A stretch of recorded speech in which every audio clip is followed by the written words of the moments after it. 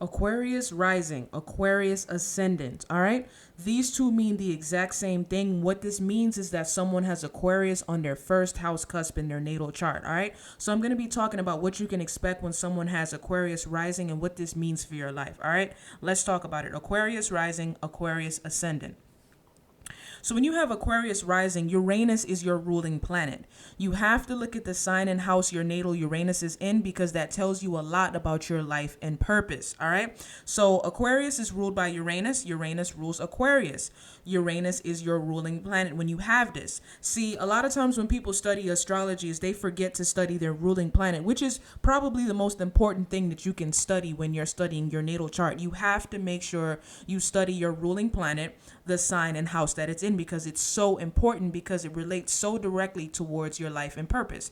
So let's say, for example, you have Uranus rising, you have Aquarius rising, you have Aquarius rising and you have Uranus in Capricorn in the third house. So what that means is you need to key in on that. Okay, so you would ask yourself these questions. You would say, okay, what does it mean that I have Uranus in Capricorn? How do I live that out in the best way and at the highest level, functioning in a way that Uranus in Capricorn would want me to live? Okay, I have Uranus in the third house. What does that mean? How do I live my life in a way that I'm living out Uranus in the third house in the best way, and I'm mastering these placements in the best way and really making the best out of these placements and connecting these placements to my life and what my life purpose should be and how I should live my life and how I should approach life. All right. So it's very important that you study your ruling planet. And when you have Aquarius rising, your ruling planet is Uranus. Very important.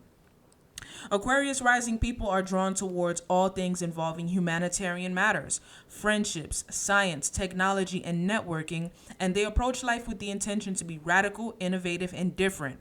See, our rising sign tells us the type of things that we're drawn towards. Aquarius has to do with humanitarian matters, friendships, science, technology, and networking. All right. So these are the type of things that you're drawn towards when you have Aquarius rising. And our rising sign tells us how we approach life and our attitude towards life. So when you have Aquarius rising, you approach life with the intention to be radical. You want to be innovative. You want to be different, and you want to do things in a very different way as far as approaching life.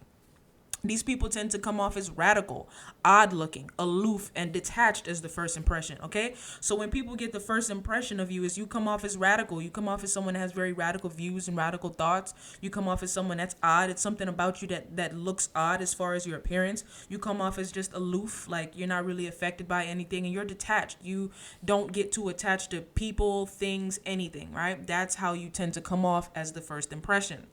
These people are natural loners. It's easy for them to be alone and feel like they don't need anyone. Aquarius, as we know, is the loner sign. So when you have Aquarius rising, which rules your personality and how you approach life, you tend to be a natural loner. It's very easy for you to be alone and not feel like you need anyone and be the type of person where you're very needy. You can detach from people very quickly and very easily.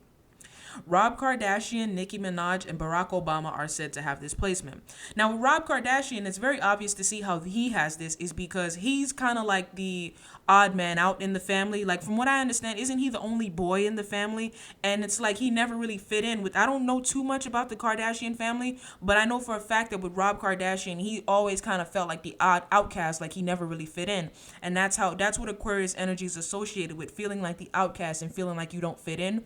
Nicki Minaj is, it's very obvious to see how she has this. She's known for having these radical, crazy accents that she uses in her music. She's known for wearing these radical, crazy outfits to attract a lot of negative attention, and people look at her like, wow, this chick is crazy. Like, look at the crazy wigs. Like, she wears a lot of these crazy wigs. Like, she'll come to award shows with these pink wigs and stuff like that. So that's how you see that with Nicki Minaj. And with Barack Obama, it's obvious to see how he has this because that pretty much was his whole campaign, is coming off as a guy that's a humanitarian and truly cares about people, and he's just this philosophical guy that cares about humanity. So, and he's a politician. You know, he was a politician. A lot of politicians tend to have strong Aquarius energy in their charts. All right, and that's pretty much everything you need to know. Thank you for watching. Like, share, subscribe, comment down below. Let me know what you think, especially if you have displacement, and take care.